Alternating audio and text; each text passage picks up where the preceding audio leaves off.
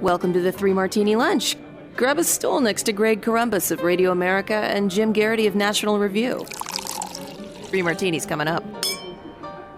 Hey, really glad you're with us for the Monday edition of the Three Martini Lunch. We have two good martinis for you, and also a really bad and crazy one. Congratulations to the Rams on winning the Super Bowl. Congratulations to the Bengals on a good fight. Jim, if we were Bengal fans, I'm guessing the questionable holding call on third down there near the goal line would be something we'd be talking about today, but Ram fans would point out that the Bengals got a touchdown on another no call, which could have easily been called offensive pass interference. So in the end, pretty competitive game. I'd say underwhelming ads, and on we go. Yeah, listeners may recall my battle with COVID-19 earlier this month. I don't know about you. Gal Gadot can talk me into a lot of things. But the idea of having my home COVID test, and here, upload it into this device that's connected to everything else. What could go wrong? My friend of mine was watching and said, does my Roomba need to know my COVID status? If you don't get the booster, you're not going to get rid of those dust bunnies. That's exactly right. Yeah, being that interconnected, not necessarily a great thing. It's like when whatever that Bitcoin outfit was with just the QR code bouncing around the screen. And we're like, don't scan that. You don't know what that is. Yeah, I looked at that. I was like, that's got to be Chinese hackers. That's exactly what I said. That's just trouble waiting to happen. I said that's the CCP as far as we know. And then everybody said, oh, no, it's Bitcoin. It's worse. Yeah, I was not falling for that one. All right, on to our first good martini now, Jim. And we know that in general, the public has soured badly, and rightfully so, on President Biden. I believe most recently his Real Clear Politics average was now below 40. So it's not just the occasional poll. His average is actually below 40% approval. But CNN is asking a different question. Should he be the Democratic nominee in 2024 at this point? And they asked that question of Democrats. He's underwater among Democrats. Only 45% of Democratic and Democratic-leaning voters wanted to see the party renominate Biden in 2024, while 51% preferred a different candidate. And that is obviously very different than previous cycles. For comparison, right around the time that Obamacare got passed, so, I mean, obviously Democrats were pretty happy at that point, they wanted Obama to be the nominee again in March of 2010 in two different polls, 76% and 79%. So clearly the Democrats were on his side. Clinton, right after the Republican landslide in 94, not sure why they picked that exact moment, still the Democrats wanted him 55 to 35. And so, just a year in, basically, 13 months in, Democrats I've already decided they probably want to move on from Joe Biden, which might actually be a bad thing for us because I think he'd be pretty easy to beat at this point. But, Jim, what do you make of the fact that the Democrats are already turning on their own guy here? I am starting to come around to the idea that Joe Biden will not be running for re-election. A lot of road ahead, a lot of stuff that could happen. But look, his approval rating tanked right around the Afghanistan withdrawal, and it has not recovered. And right now, there's not a lot of signs that things are going to dramatically improve. Could he, galvanize Democrats a bit with a Supreme Court fight? Yeah, that might help on the margins. We'll see how the midterm elections go, but right now it looks like it's going to be anywhere between a red wave and a red tsunami. He's probably going to lose control of the House. He's got really good chance he's going to lose control of the Senate. The chances of passing any other major pieces of legislation are, pretty darn small. I guess the only thing that could really make Democrats say, okay, we might as well roll with this guy is if they look at, Vice President Kamala Harris or any other options and say, you know what, any one of these folks is going to lose to a Republican, whether it's Donald Trump, whether it's Ron DeSantis, or whether it's somebody else. There is a chance that they'll be like, okay, this is our best shot to keep it. Let's roll with this and hope for the best. I'm just not. I think look, we've all discussed his age and his mental state and the stress of the job. It's a stressful job for a much younger man, and Joe Biden is not a young man. The likelihood of this of Democrats saying, look, if we run this guy again, we're going to lose, I think is increasing by the week and by the month. And we can add a couple of foreign policy crises and energy price crises we'll talk about in our other martinis today. Look, there's just not a lot of good signs on the horizon for Joe Biden, and it's not like he's getting any younger. No, and it's interesting that their bench is so weak. I know we had like 25, 26, however many Democratic. Pete Buttigieg, Greg. Pete Buttigieg. He's not Buttigieg 2024. Doesn't that sound terrific? Oh, very exciting. Yeah, he's doing such a great job with our supply chain issues and the backlog of ships off the coast, which the solution was to move them further back so you can't see them.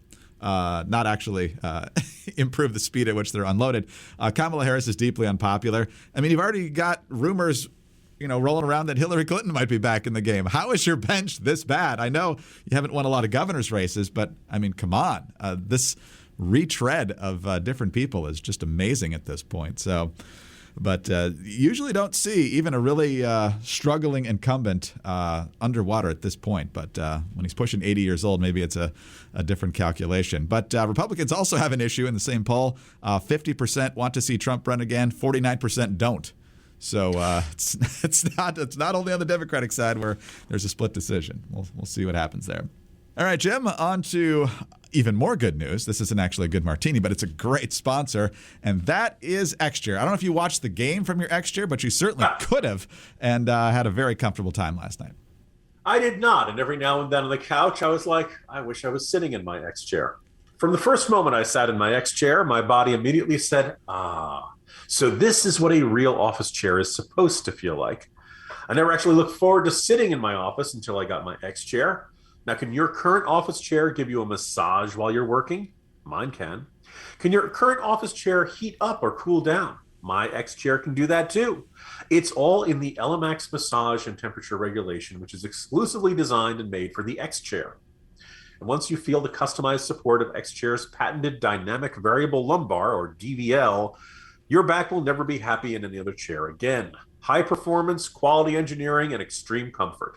Those are all the reasons I love my XChair. Now I can't wait to be at work. And sometimes, even if I'm not working, I just sit in my XChair just to get that feeling. Take my advice. Try the XChair for yourself, risk-free for 30 days. Once you realize how much better your chair should be, you will never go back. I promise. So go to xchairmartini.com now. That's the letter X, chair, MARTINI.com,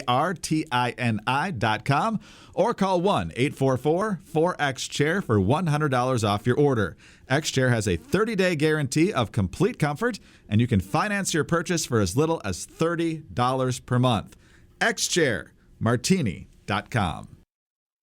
All right, Jim, on to our second good martini, although there's an addendum to this one that is definitely not good. So it's a good martini with a major caveat. But the good news is that it looks like the top diplomat for the Russians, Sergei Lavrov, who's really been there a long time, is at least publicly trying to convince Vladimir Putin to at least wait a little bit before invading Ukraine.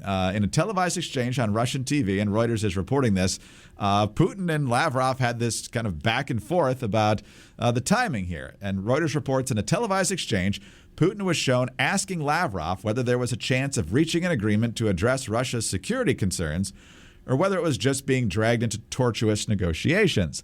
Lavrov replied, quote, "We have already warned more than once that we will not allow endless negotiations on questions that demand a solution today.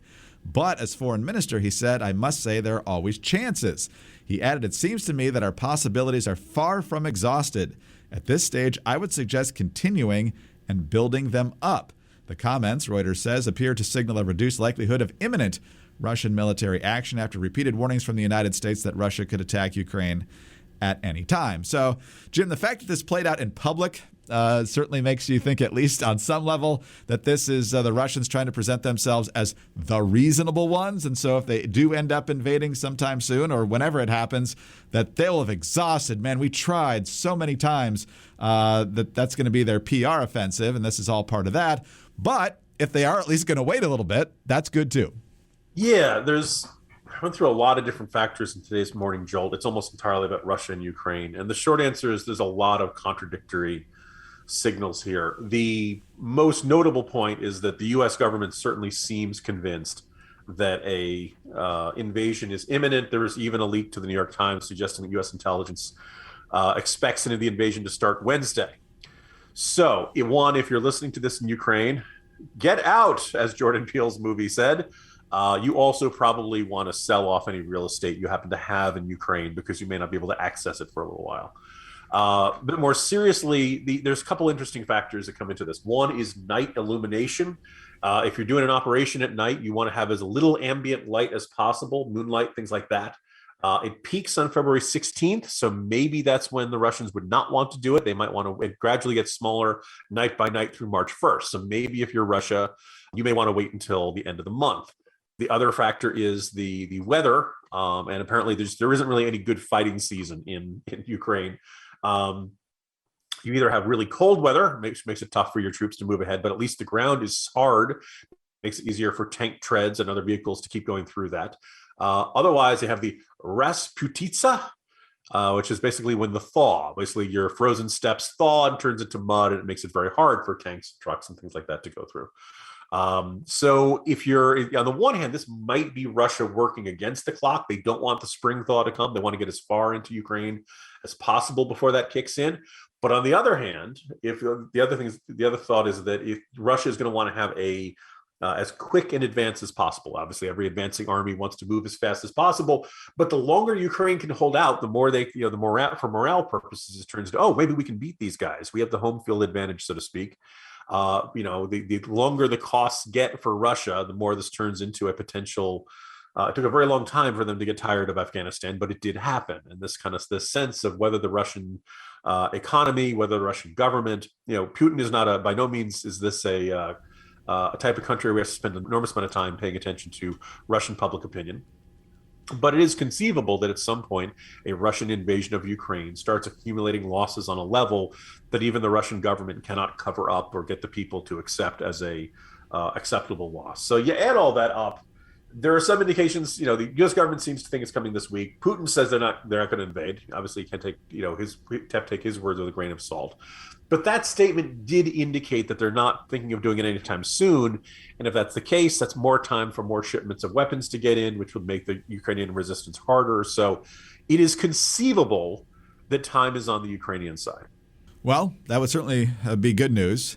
We do have about a week of the Olympics left, which is usually when Putin likes to do this sort of thing. But in addition to all the concerns about an actual invasion, Jim, the impact on Americans is also very significant here. On the corner today at nationalreview.com, you take a look at what could be happening in terms of gas prices, because major military action there could have significant impact on that, and not in a good way at the pump. You point out that right now, the average price for a gallon of gasoline, according to AAA, is $3.48. But over at Gas Buddy, they're expecting the average to be $4.13 per gallon in June. And in places like California, it's going to be way higher than that. Oil is currently at the low 90s per barrel, and a Russian invasion is expected to push the price that you report past $100 per barrel. So everyone's going to feel the pinch on this in some way or another. Yeah, this is one of the things. It's to put it in Whoopi Goldberg terms, Russia invading Ukraine is just white people fighting white people. Why would we care about that, right? Now, look, if you're an American incumbent politician, you should be paying attention to this, not just because of the national security implications, not just because Russia invading other countries is generally a bad thing that our foreign policy has sought to prevent. There's also just this matter of, the world energy markets are going to pay attention to this. And Russia is a big oil and gas exporter. Ukraine has its own share of the oil market that goes through there. There's been a lot of talk that we're going to shut down Nord Stream 2, the pipeline running from Russia to Germany if Russia invades.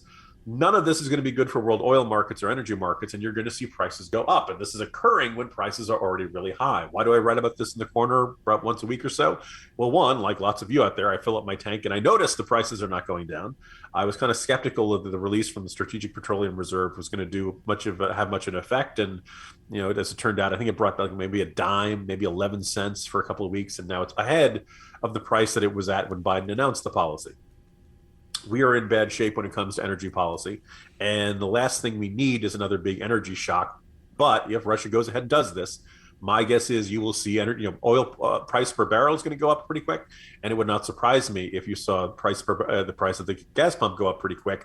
Oh, by the way, it's February. It's not really prime driving season. Usually when warmer weather comes along, spring, Memorial Day, summer, that's when people usually start driving on long summer vacations. And that's kind of what they consider to be prime driving season. The Gas Buddy estimate was putting it at 413 in June. Now look, and that was not accounting for a crisis in Russia and Ukraine. So you add that in there, God, it could be like 450, five. And oh, by the way, if you're in California, just add $1 to every number I'm saying. Like this is the national average I'm talking about. Some parts of the country maybe it's going to be a little lower, but West Coast, you are going to be in really rough shape. One more reason why this is bad news for the Biden administration, and one more reason why I think American people will be in a sour to livid mood come November when it comes to incumbents. Yeah, inflation already hurting everything, and then gas prices potentially skyrocketing here. And of course, if gas prices are high, so is the price for everything else, plus inflation. So this is not heading to a good place at all. And I'm not really sure that was a good martini in the end, because Putin's probably still coming, and that's just not going to go well for the American consumer. But if you're facing high prices and high inflation, what you have to find is a great deal on quality products, because who doesn't love a great deal?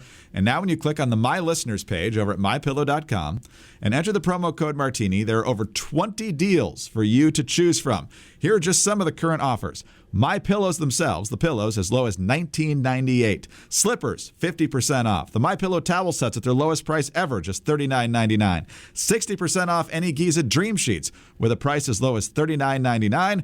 And when you make a purchase, you get a free copy of Mike Lindell's autobiography with the promo code Martini. Now the sheets, they're made with the world's best cotton, grown only in a region between the Sahara Desert, the Mediterranean Sea, and the Nile River. The sheets are ultra soft and breathable and available in a variety of colors and sizes. They're machine washable. They come with a 60-day money-back guarantee and a 1-year limited warranty. You will find all of these offers and more at mypillow.com. Click the Radio Listeners Square and use the promo code Martini at checkout, or call 800-874-0104. And right now, every order using the promo code Martini will also receive Mike's new book, What Are the Odds? From Crack Addict to CEO, for free. mypillow.com, promo code Martini, or call 800-874-0104. Don't forget the code Martini for your free book. All right, Jim, on to our bad/crazy martini now. And this is one that we saw actually evidence of this 5 years ago, but now it's coming more into light. There were stories just before the Trump inauguration about how there was surveillance on the Trump campaign, because at that point they were completely convinced that there was actual collusion between the Trump campaign and Russia during the 2016 race. But now, as John Durham is peeling back this onion, we're getting more details, including one that I had not heard before. You've probably covered this more closely than I have, so you might have heard this. But Fox News on the story, lawyers for the Clinton campaign back in 2016 paid a technology firm to infiltrate servers belonging to Trump Tower, and here's the new part, and later the White House, in order to establish an inference and narrative to bring to government agencies linking Donald Trump to Russia, a filing from Special Counsel John Durham says. The Fox story continues, and I'm going to read a lot here because there's a lot of detail to this. Durham filed a motion on February 11th focused on potential conflicts of interest related to the representation of former Clinton campaign lawyer Michael Sussman, who has been charged with making a false statement to a federal agent, and Sussman has pleaded not guilty. The indictment against Sussman says he told then FBI General Counsel James Baker in September 2016, less than 2 months before the 2016 presidential election, that he was not doing work, quote unquote, for any client when he requested and held a meeting in which he presented, quote, purported data and white papers that allegedly demonstrated a covert communications channel, unquote, between the Trump Organization and Alpha Bank, which has ties to the Kremlin. But Durham's filing on February 11th in a section titled Factual Background reveals that Sussman had assembled and conveyed the allegations to the FBI on behalf of at least 2 specific clients, including a technology executive, known in legal terms in this document as Tech Executive 1, at a U.S.-based internet company, and the Clinton campaign. Durham's filing said Sussman's billing records reflect that he repeatedly billed the Clinton campaign for his work on the Russian bank allegations. Durham also writes that during Sussman's trial, the government will establish that among the internet data that Tech Executive 1 and his associates exploited was domain name system internet traffic pertaining to a particular healthcare provider, Trump Tower, Donald Trump's Central Park West apartment building, and the executive office of the President of the United States, which the Free Beacon is reporting that information ended up at the CIA. Jim, it doesn't matter whether you like this president or not, the previous president or not. They spied on the president of the United States, and the Clinton campaign paid for it. Yeah, I was going to say, with each sentence, Greg, that, wow, that's a bombshell, kept getting bigger. And I would note this, first of all, think back to that Donald Trump tweet way back when where he said they were wiretapping me. And a lot of people look at this, well, no, it was not technically a wiretap and all that stuff. I think Trump in his tweet had said Obama was wiretapping me. Look, at this point, we're getting into semantics. Once you're going into the server data, once you're getting into the content of his messages, that is effectively wiretapping. If this were coming from anybody except John Durham, I might have said, I want to wait to see this. And yes, we should keep in mind the traditional saying that a prosecutor can indict a ham sandwich. It's really not that hard to get a grand jury to say, yes, we should, this person should be pressed with this charge. But two interesting notes. One is that John Durham does not believe in indicting someone for the sake of indicting someone, even if you think you're going to lose at the trial. In his, one of his few public speeches, he has specifically addressed this and said the power of a prosecutor is so significant and can do so much damage to someone's reputation that even if they are found not guilty, they can end up having serious consequences in their life, and that thus a prosecutor should not only bring a case when he's pretty darn sure he's got a good chance of conviction, he's got to have a pretty good confidence that that conviction is going to hold up on appeal. In other words, John Durham does not run around doing these sorts of things willy-nilly, and he also does not do these sorts of things. He's not going to go any further than the evidence will take him. In other words, that he does not get out over his skis. He does not exaggerate. He is an exceptionally careful, and yes, let's also note, an exceptionally slow-moving prosecutor. As soon as he was named, a lot of people were saying, look, this is not going to be done by Trump's first term. This is when we wondered if Trump was going to have a second term. He is meticulous. He is detail-oriented. Nothing gets past him. But as a result of it, he does not move fast. The other thing which I think is of note is that, look, when he says this goes back to the CIA, this is the sort of thing that, grand conspiracy theories are made of. But, former Attorney General Michael Mukasey appointed Durham to investigate the destruction of videotapes of CIA waterboarding. I talked to a couple of folks who had worked at the agency back during, I think it was the Michael Hayden days when he was director. Great respect for Durham. They said he was a tough opponent, and that when he wanted access to something, he was not afraid to basically say, look, if you guys don't play ball on this and turn over the stuff we're looking for, I will bring FBI agents into CIA headquarters, and I will have you dragged out of here in handcuffs. He is willing to get tough when he wants to, and he knows the intelligence world. One more reason to think this is not Durham talking out of a particular orifice or something like that. In other words, if he's bringing this is going to be an explosive trial. Assuming it goes to trial, maybe the people he's indicting intend to make deals or try to make deals or something like that. But this is a eye-opening, maybe even eye-popping detail in these new legal filings, and something definitely worth close attention as the legal process advances. Here's another paragraph from the Fox News story. The filing revealed that Sussman and the tech executive had met and communicated with another law partner who was serving as general counsel of the Clinton campaign. And sources told Fox News that lawyer is Mark Elias, who worked at the law firm of Perkins Coie. And, of course, he is the one who's trying to change election laws all over the place. Oh, man. Stay tuned, America. Yes. You're going to move slowly, but once he's got you, man, oh, man, you can run, but you can't hide. Fascinating to see how Merrick Garland's going to play this. If he lets him go, we're going to see something eventually here. I don't know how far it's going to go, but he's getting to some very interesting stuff. And, of course, if he squelches it, that's only going to make things potentially worse, at least politically. So we'll find out what's coming up tomorrow. See you then. See you tomorrow, Greg. Jim Garrity, National Review. I'm Greg Corombos of Radio America. Thanks so much for being with us today. Do subscribe to the podcast if you don't already. Please tell your friends about us as well. Also, thank you very much for your 5-star ratings and your kind reviews. We really appreciate those. Get us on your home devices. All you have to say is play 3 Martini Lunch Podcast. Follow us on Twitter. He's at Jim Garrity. I'm at Dateline_DC. Have a great Monday, and please join us on Tuesday for the next 3 Martini Lunch. Hi, it's Dana Lash, host of The Dana Show. Every day, I'm here to keep you up to speed on the most important stories and info that you need to know in your very busy life. And if you're always on the go and you want to stay connected, just download our daily podcast and take it with you. It's a great way to get up to speed on what you need to know and what legacy media may not be telling you. Visit danaradio.com and click on the podcast link or subscribe at iTunes, Spotify, or wherever you get your favorite podcasts.